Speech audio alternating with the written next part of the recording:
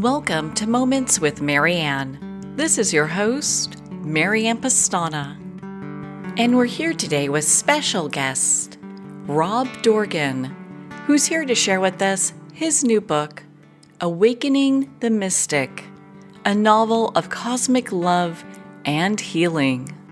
What if the mystical traditions, once dismissed as fringe ideas, actually hold powerful insights into personal transformation, consciousness, and the future of humanity? Well, today's guest is here to share with us just that.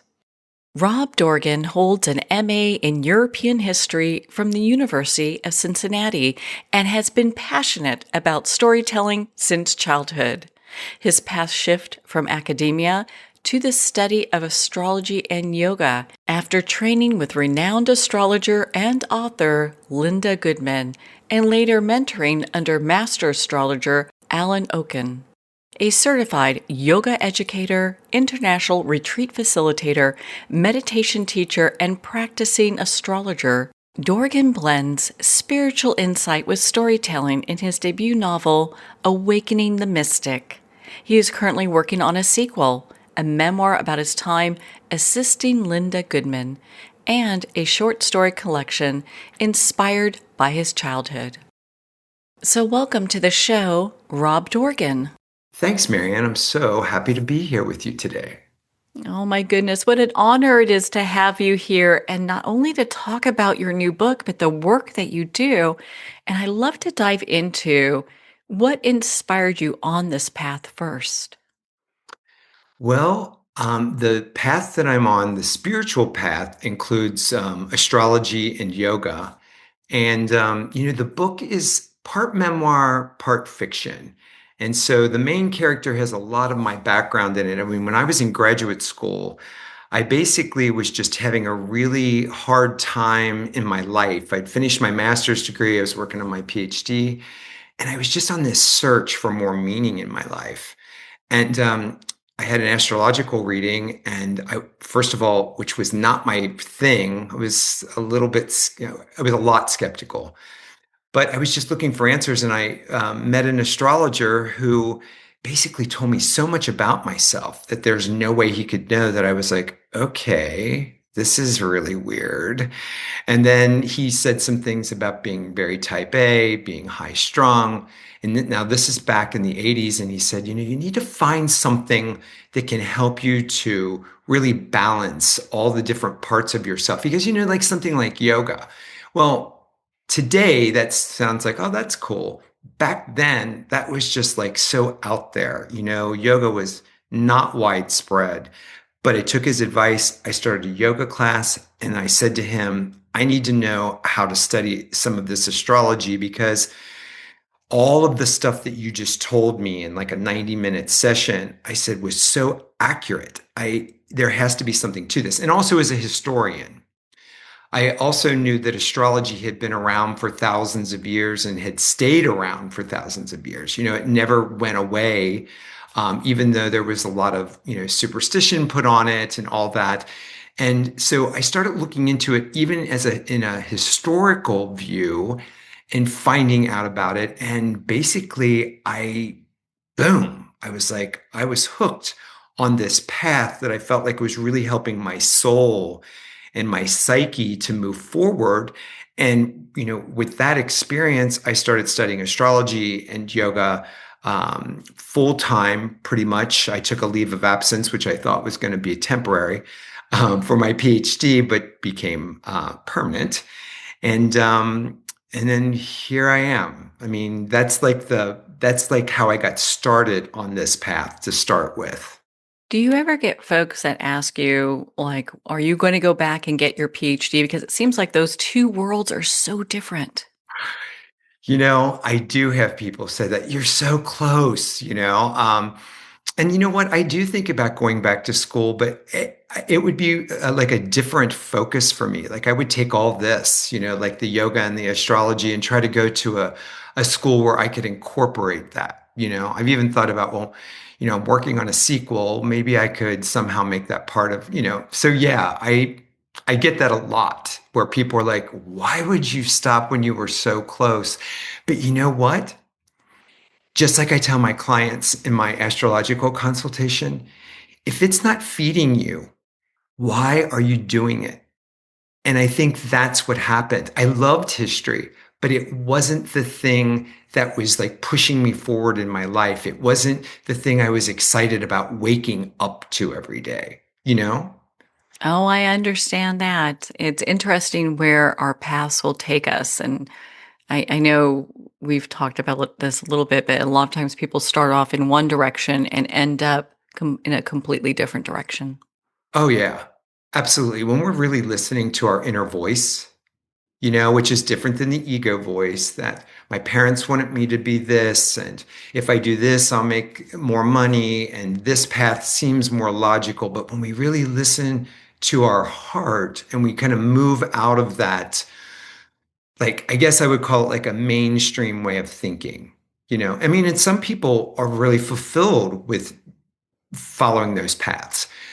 But those of us who aren't, it can be hard for us to validate ourselves on something that's considered a little out there or different. And I've got 4 planets in Capricorn, which just for the audience makes me very practical and wanting to basically manifest practical things in the world. So this whole path that I went on was completely different from like some of the pieces of my inner nature. I really had to listen to my heart. I can understand how that would be such a kind of a struggle in a little bit because you've got your mind saying one thing and your heart telling you, well, I think we're going to go this way. Yeah. And, I did I also lead spiritual retreats, meditation and yoga, trying to help people along the same path that I'm on to really listen to themselves.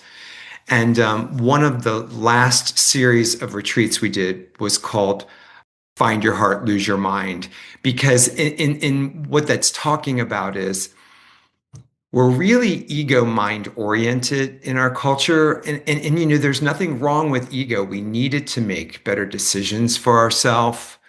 Um, and but if it's the only voice we hear, then it's just sometimes that gets off base with a lot of shoulds and other people's voices. And when we take the time, which is what I teach about, taking the time to really meditate, to really calm ourselves and be centered, then we can make different decisions that come from a place of love. So we're going back in a lot of ways to um, how do we love ourselves more deeply? How do we figure out that our individuality is a beautiful thing and part of the world?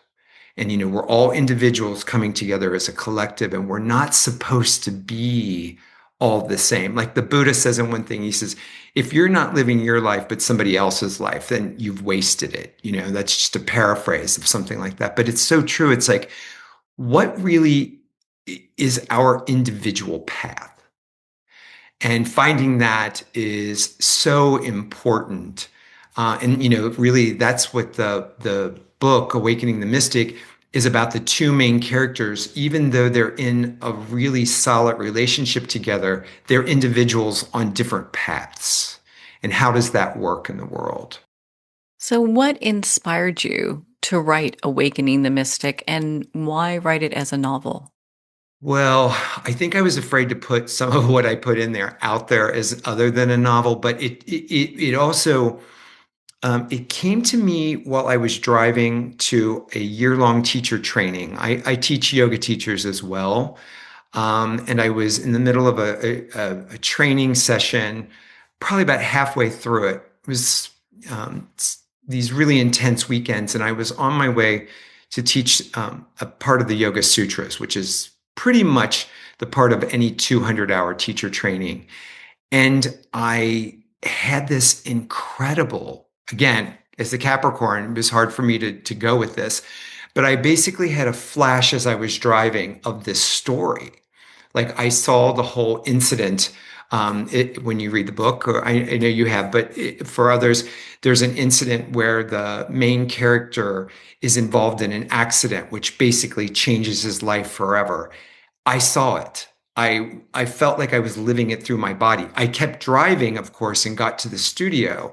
But when I got to the studio, made some arrangements with an assistant teacher, and I went in and typed for 3 hours, and it just kept coming and coming. And it was something I couldn't deny. For the first time in my life, I was being like this writer creative. I'd always written, but never in this way. And it was coming out more as a novel, even though some of it was my real life. It was one of the most exciting moments that, well, not just a moment, but several years of writing that just consumed me about this. And I really feel like it more than a novel, it's for everybody that reads it, there's an every person element to it where they're like, I so connect it with this, or I connect it with this character. Or sometimes it'll be like a really peripheral character that they're like, oh my God, that person seems like the unsung hero in this story. And I'm so attached to that. And, you know, that moment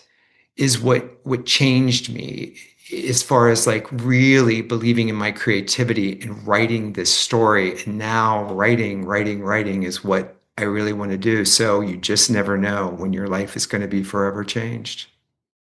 It sounds in many ways that while you're writing the story, it almost sounds like you're channeling it in some way too. Yeah, I'm really careful who I say that to, but I will say that. Like, I mean, I can describe situations where it would come through there where I had no idea what was going to happen. I would all of a sudden I would be typing something and I would start like having an emotional, like crying because I was like, oh my God, what's going to happen next? Oh my God, I can't believe it took this turn. But it was like me allowing it to come through. And it was it was fantastic.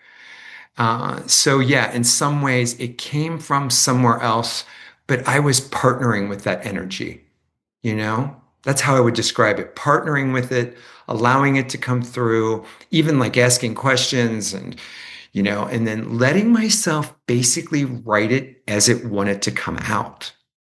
And that's not always easy to do. The mind kicks in and you're like asking questions and like, am I doing the right thing? So, yeah, it kind of was channeled in a way. Yeah. I like that how you describe it as this kind of really co-creative experience as opposed to like a full channeling where it's taken over and you're writing whatever it says, whatever spirit's telling you. You're really having this very co-creative experience during that time. Yeah. And I think and feel that that is available to us all the time, this co-creation of our life. And my creative process with the book is one example of that. But, you know, the big thing in the book and in my life, what I teach is taking the time to meditate. And, and that can take many forms, but getting quiet with ourselves to really develop a much more personal relationship with what's inside of us. People might say the divine or a spark of God or whatever we want to call it without getting too dogmatic. But there is this relationship we can develop with ourself, which is really the most intimate relationship we'll ever have in our life. And when we do that, I think we're always co-creating our life because we're listening deeply and we're following a path of love. So let's dive into your book. Okay. Because I know you talk about the main character, Ren Devlin, and Mhm. his journey towards inner peace. I'd love for you to share about that. And is this something that's accessible in the real world? Mm, I definitely think it is because, again, being very transparent, much of Ren is me. And it's been a path that I've been on searching for meaning and how to find that through a lot of self-doubt, which is what a lot of people connect with the main character. Even after he's been the world is thinking that he's done this incredible thing that everybody's calling a miracle.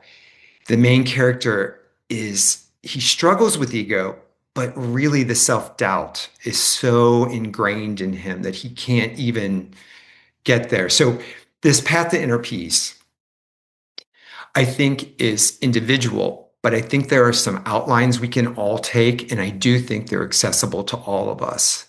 And a lot of it is really like Ren does in the book, where he realizes the difference between the ego mind and the heart voice. And when the ego mind is there, it's the thing that keeps us up at night. I mean, I'm sure a lot of people who are listening wake up at 2 and 3 in the morning, like a majority of us, with thoughts that are just going. And it's like, either they're negative or they're just full of what should I do or the next day kind of thing. And it robs us of a deep rest that night. But when we can tap into the heart voice, when we remind ourselves that this reality is here for us to experience, but it's only part of our experience.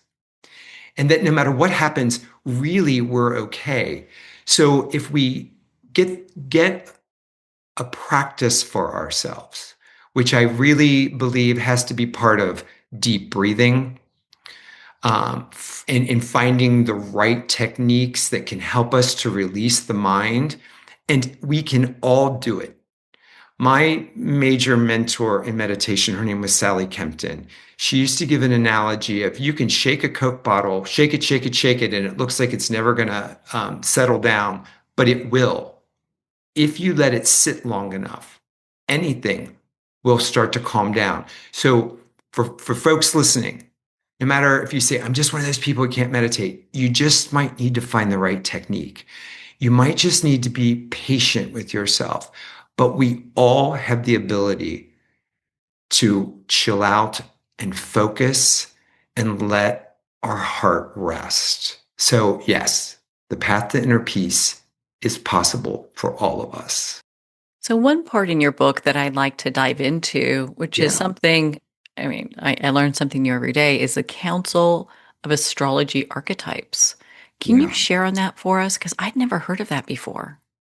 Well, in psychological astrology, rather than just predictive, there's all kinds of different astrology. In evolutionary astrology, where we're talking about the raising of consciousness, the 10 entities that we have in our chart, the sun and moon, and then the 8 actual planets, we can look at them as like Carl Jung used to look at archetypes. They each represent something in us. And I won't take the time to go through what each of them are.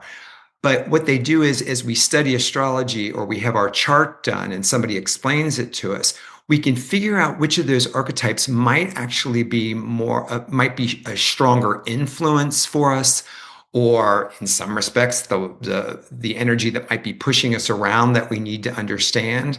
And for instance, in the book, Ren's chairperson is Saturn with a co-chair, which is Venus. And I explain in the book how that comes about. And honestly, my astrological consultations have really increased because a lot of people want to know who their chairperson or persons are. And then there are rare cases where it's not just one, but like you have several. That's kind of a unique situation. But when we know who that chairperson is, we can actually develop a personal relationship with that energy, by thinking about how it affects us and what it's doing with us psychologically. And each energy has a light and dark side, like the tantric view of there's always the light and the dark. So understanding what the gift of that chairperson is, and then also what the shadow part of it is, so that you can face it and you can actually use that to your advantage as well, knowing what might be holding you back or pulling you back. So this council, we all have one through our astrological chart. And in the book, some of the most fun was actually personifying those energies, like bringing them to life, giving them a voice, and how they would counsel Ren was really, really fun. And in some of the videos that we produced pre-publication were really fun to do that as well. Yeah.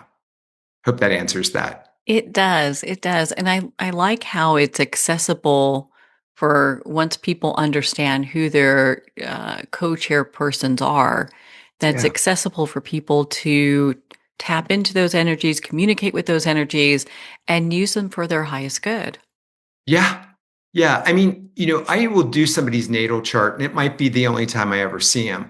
But more and more, what's happening is people will then come back. I do some spiritual counseling through them too, which are shorter sessions. And we kind of dive deep into it. I just want to say I am not a psychologist, a trained psychologist, but with this approach, I do have a lot of people who are in counseling who say that this has actually helped them with their counselors. I actually um, work with some of these folks with their actual therapist so that we can kind of go deeper, quicker. I mean, Carl Jung used to say, because he also, in the later part of his life, became an astrologer, said, knowing someone's chart, I can just get to the crux of things quicker with them. That's a total paraphrase, but it was something along those lines. So, yeah, we Oh, can use that knowledge. It's more knowledge, more self knowledge, leading us to a path of really knowing ourselves better. I mean, that's what life is about. it's really figuring all that out and getting as much help as we can along the way. Yeah. Yeah. And it can be fun. Okay. I hope I don't want to come across that, I mean, knowing ourselves, there is a lot of work to it. But like if the listeners are reading the book, they'll see how Ren basically ends up having these conversations with both Saturn and Venus. And that's something we can do in our own head. Even if they don't come to life through meditations and dreams, we can do it through journaling. We can just do it through deep self-reflection. But we realize that we're not alone, that we have some guides, that there are reasons why we're doing the things that we're doing. And really, that self-exploration can help us really find a sense of inner peace and more happiness in our life. So, how can people tap into that energy? Well, having more information is the first step. I mean, knowing like who your chairperson is or your co-chairperson is. And I always say evaluating it for yourself. One of the big things in the book is Ren is never comfortable doing like with what other people have told him through either religion or the schooling. And it's important to basically question everything. And even let's say somebody comes to me for a consultation and I tell them who I see as their chairperson. And I always explain why and how. There's like a formula, not a formula, but a way of figuring it out that I've learned from my astrological mentors over the years. But it's like, then question it for yourself. Does that feel right for you? Because a lot of times we give our own power over. So it's gaining knowledge, letting yourself explore. For some people, it might be like, oh, astrology, da da da. It's like, that's how I felt. But then look at me now. It's one of the things that I use to really help me move forward in my life. And the same thing with yoga. It's like being open, being able to take on or being open in your heart to information that might be different than how you were brought up with or whatever, but like having an open heart and mind, and then taking that knowledge and putting some time and effort into it, sitting with it.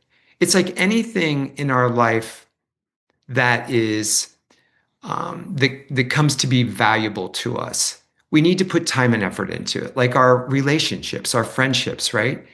And that's the same thing with knowing ourselves better.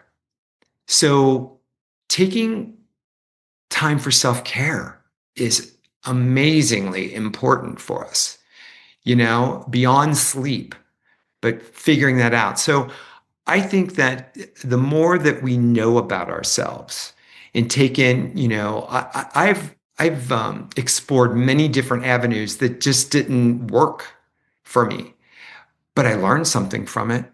and I took something away that I could add to my toolbox of knowing myself better. It was never a complete waste.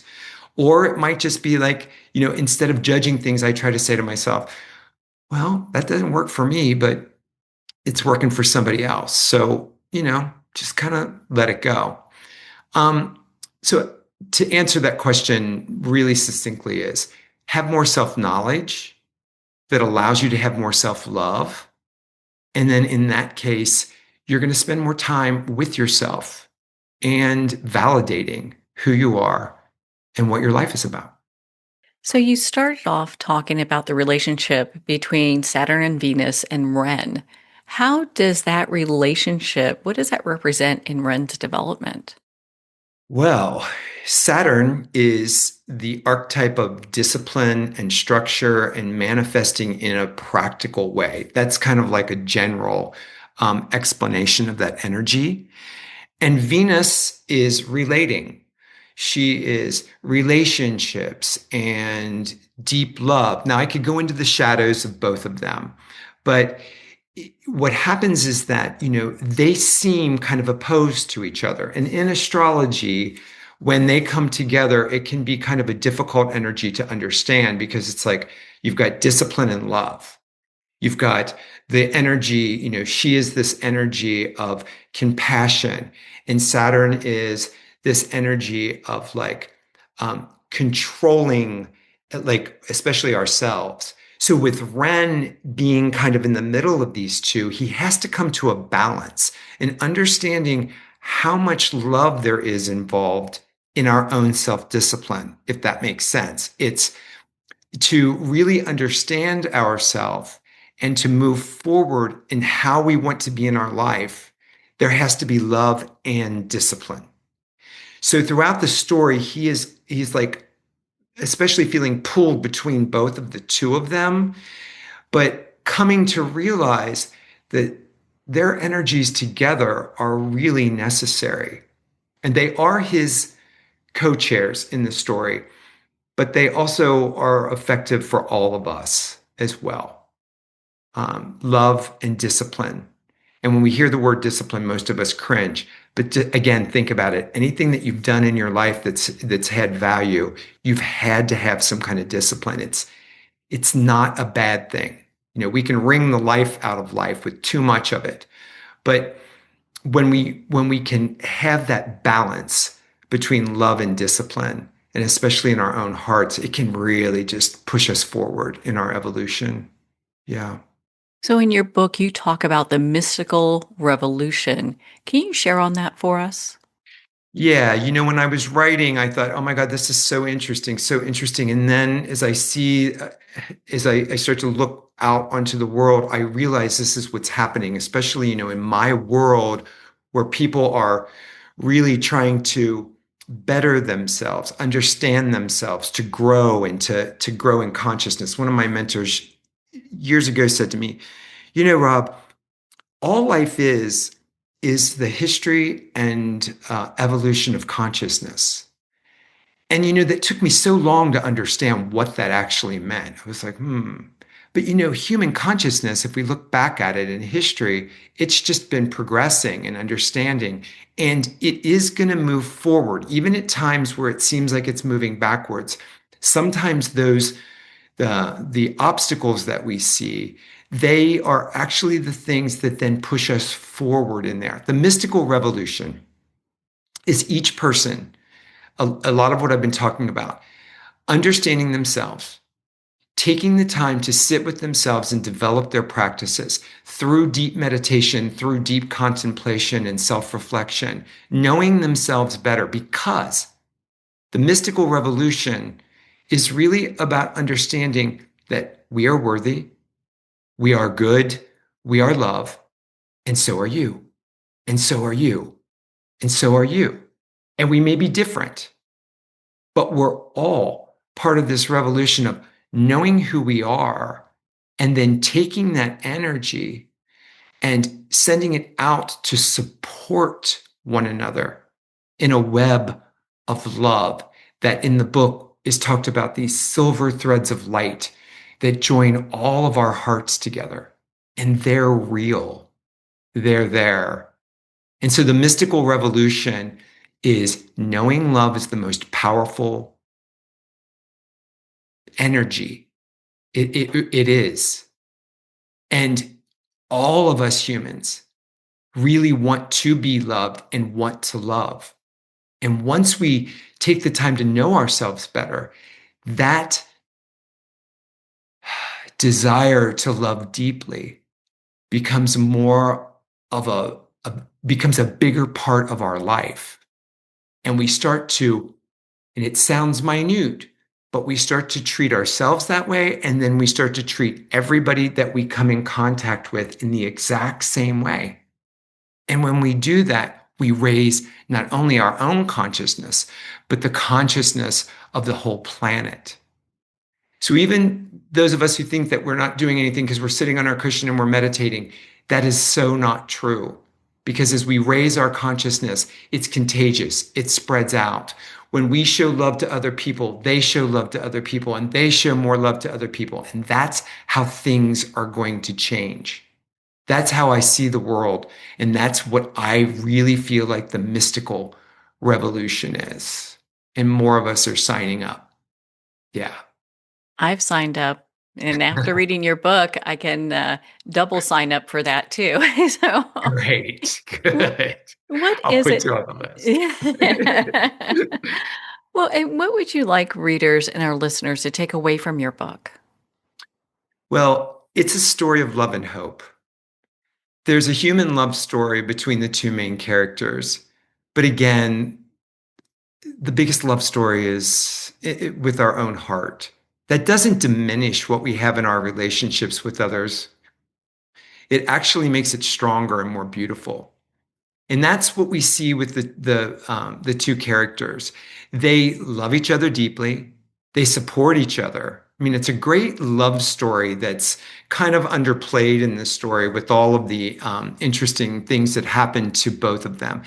But I think seeing that these two individuals on their two individual paths can understand each other and love each other deeply and actually learn non-attachment, like letting go, like not having to possess the other one, but letting the other one develop their own sense of self, supporting each other, and a deep letting go in there. And I think that non-attachment, which can be really hard to understand, is a big thing in our lives. So, but going back to the main thing that I'd like for people to take away is love and hope are real. They live in each of us. And honestly, each human on this planet is connected by that in our hearts when we take the time to see it and feel it. And that the more we love, the more we will change this world for the better. I love that. Oh my goodness, Rob. I mean, you're such an inspiration. Where can our Mhm. listeners connect with you and be part of your community? And of course, purchase Awakening the Mystic. Well, the book, starting there, is available anywhere that you buy books, so you can get it online. I actually read the audiobook, which is getting a lot of great reviews, and it's up for a couple of awards. So if people are into audio, they can get it anywhere that they buy audiobooks. Of course, I love it when people support local bookstores, but you can get it at the big outlets like Amazon. And the full title is Awakening the Mystic, a novel of cosmic love and healing. And then for to connect with me personally, the best way to do it is through two websites. My personal website is robandsteve.co, all spelled out, ROBANDSTEVE.co, just CO. That gives you a lot of information on what I do astrologically, some of my writings that are there. And then I'd love for you all to go to awakeningthemystic.net. That's the book's website. And that'll give you a lot more of what you and I have been talking about today. And it also has a series of 13 pre-publication videos that are really interesting that we did. We took excerpts from the book and brought them to life, and those have been really Really great. And I just want to say how grateful I am too. The book has won a couple of awards from Reader's Favorite. It has gotten a bronze in spiritual fiction and Impact Book Awards in contemporary fiction. And like I said, the audio's up for some awards. So I'm very grateful for that. But I do just want to say that this is so much not about myself, but about putting out the message that we all need right now. So, yeah, to all of us, love, right? I think that is a great note to end on. Well, Rob, thank you so much for taking the time to be on the show with us here today. Thank you so much for having me. I really enjoyed it and I love what you do. Well, thank you, Rob. It's been such an honor to spend this time with you and to talk about your new book, Awakening the Mystic. Well, we're at the end of our time today. I'd like to thank everyone for tuning in. You've been listening to Moments with Mary Ann, where we make every moment count.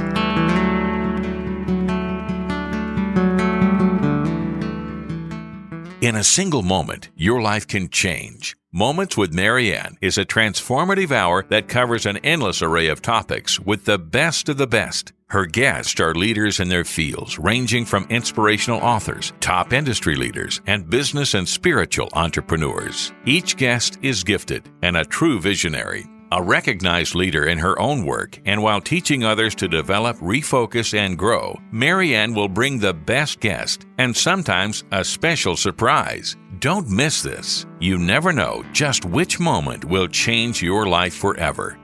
Make sure to tune in and visit momentswithmaryann.com for more information.